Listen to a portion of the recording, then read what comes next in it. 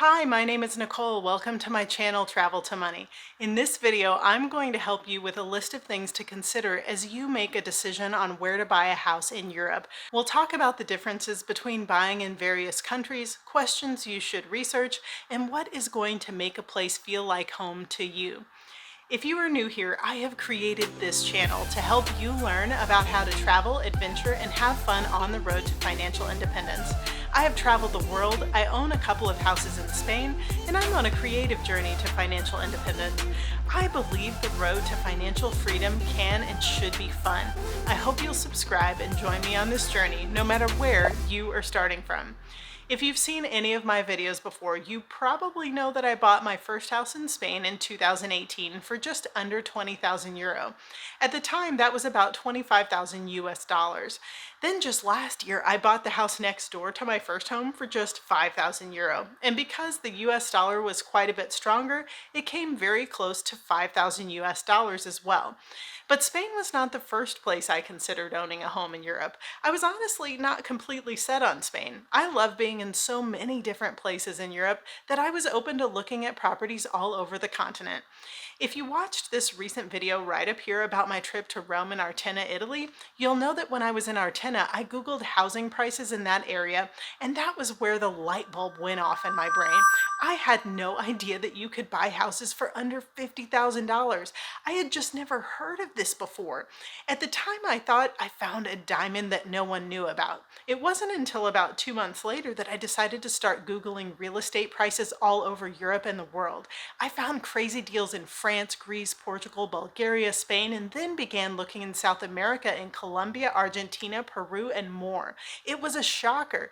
Property all over the world is far more affordable than in the US. Rather than spending an entire 30 years paying off a house, you could save for just a few years and buy a house in cash. Now, living around the world isn't just as simple as finding a cheap house. First of all, if it's not your home country, you have to consider how much time each year you are even allowed to be there. From there, you probably want to address things like taxes, cost of living, safety, convenience of travel to and from the location, language barriers, cultural differences, and a whole lot more. So let's dive into some of those categories. If you're buying anywhere in the Schengen area of Europe, which includes Spain, Portugal, France, Greece, and Italy, as well as many other European countries, totaling 26 countries altogether. When you visit as a tourist, you are only allowed to be there for 90 out of every 180 days. I explain a lot more about this 90-day limitation in this video right up here.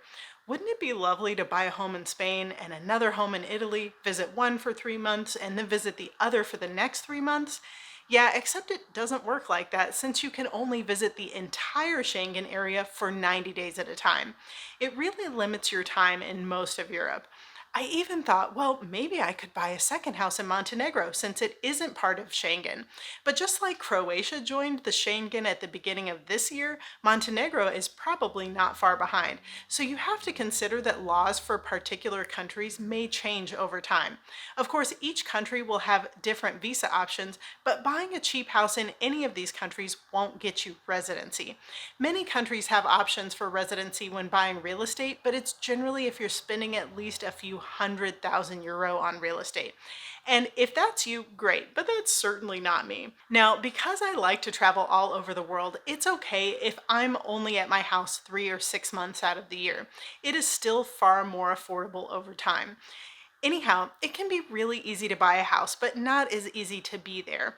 One of the things I had certainly never considered was something like a pandemic. I had no idea that in a situation like that, I wouldn't be able to go to my own home for over a year. It still baffles me, but it's something to keep in mind. Now, the next thing I'd like for you to consider is location. I have seen some beautiful places for sale on islands in Greece. Can you imagine what a treasure to have? But how easy is it to get there? You'd nearly always need to fly to Athens and from there take another plane or a ferry, which adds extra steps and might not be worth the effort. My house is an hour away from both Valencia and the Alicante airport. I own a car in Spain now, but it would not be easy to get to my house with public transportation like trains and buses.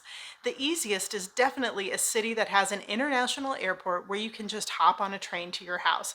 It's probably worth paying an extra $10,000 or $15,000 if you can avoid lengthy transport every time you visit.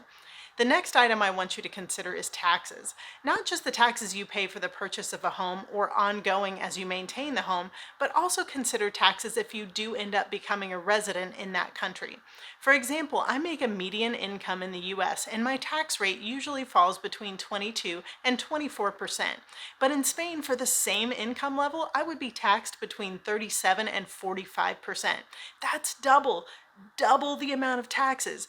That would be a huge adjustment to make. My point is, as you consider places to own a home, you should also keep in mind what your future might hold if you're considering residency. The next thing to consider as you look for a place to purchase a home in Europe would be the general cost of living. On the Europe Cost of Living Index for 2022, out of 42 countries, with number 1 being the most expensive, France came in at number 10, Italy at number 17, Greece at number 19, Spain at number 21, and Portugal at number 26. Now, the cost of living index did not include rent, but since we're talking about buying cheap houses, that doesn't necessarily need to be a consideration. Overall, most countries in Europe are going to have a lower cost of living than in the US, unless you're trying to move to Switzerland or Norway, but they might be worth comparing to each other. The next thing I think you should consider is language. It's actually one of the primary reasons I decided to buy a house in Spain and not in Italy, Greece, or Portugal. Not only because I personally feel like Spanish is quite a bit easier to learn, but because I've spent most of my life around the Spanish language and it's just comfortable for me. I still have a long way to go in learning the language, but I do believe that if you're going to buy a house somewhere, you should really do your best to learn the language, not just for your own good, but to honor the community that you want to be a part of. You've heard me say it before, I love learning on Duolingo. I learned quite a bit of French and Spanish there. I'm not affiliated with them at all, but if you want to follow along and learn Spanish with me, I'll leave a link in the description where you can buddy up with me in learning Spanish. Now, you might have heard that I made an offer on the house I bought in Spain without having seen the house, and that is true. But I had already spent a couple of weeks in the next town over from that and knew I liked the area. Just because a house is a great deal doesn't mean you'll love life in the rest of the area. I lucked out because the little town my house is an absolute gem. It's only 10 minutes away from the town I had visited before, but actually has quite a different feel. And don't even get me started on regions. If you've only visited a certain region of a country but are looking at houses in a different region, expect that there will be major differences from culture to food to dialect and more. I personally think it's a good idea to travel, spend a few weeks in different countries or different regions within the country to see where you feel most at home. And I think feeling at home doesn't always mean it's your favorite place on earth. For example, Bali is probably my favorite place on earth up to this point. I still have a lot of other places to visit, but Spain just feels like home to me.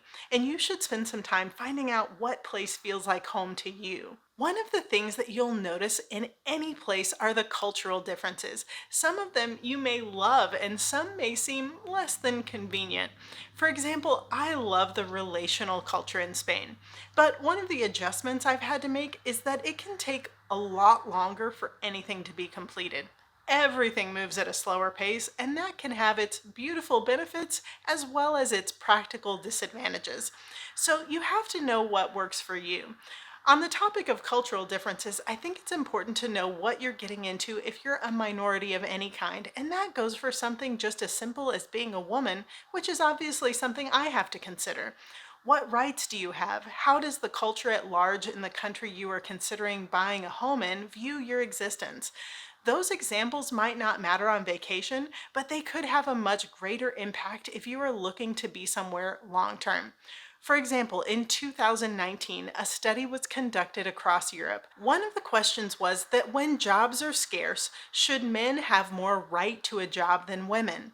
In Greece, 46% believe that yes, a man should have more right to a job than a woman. 46%. In Italy, 40%. In France, 22%. In my sweet Spain, 12%, which is less than the US, which was 13%. And that stat may never affect me directly, as in I may never be looking for a job in one of those countries, but understanding how the population feels on such topics may just be something to consider. I hope I've given you some things to think about as you consider purchasing a home in Europe.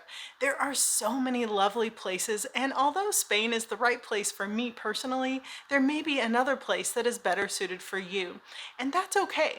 I do hope you'll do me a big favor, like this video, say hello in the comments, tell me where you're watching from, your dream location to buy a house, and subscribe to join me every day where travel and adventure build financial freedom.